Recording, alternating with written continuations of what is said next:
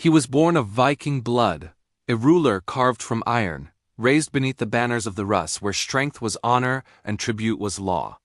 Prince Igor of Kyiv ruled with the calm certainty of a man who believed the world would bend to a hardened warrior's will.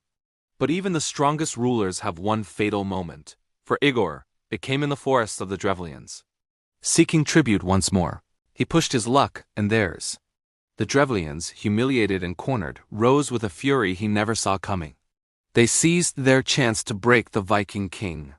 Some say they bent 2 birch trees, tied Igor to their tips, and let nature rip him apart. Others swear he was beaten to death, his body abandoned as a warning. However it happened, his death was brutal, a king torn apart not by battle, but by the revenge of those he thought too weak to resist. But Igor's story does not end in the forest.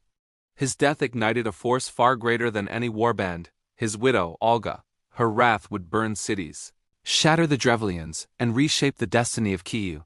Igor fell to revenge, but through Olga, his legacy rose in fire.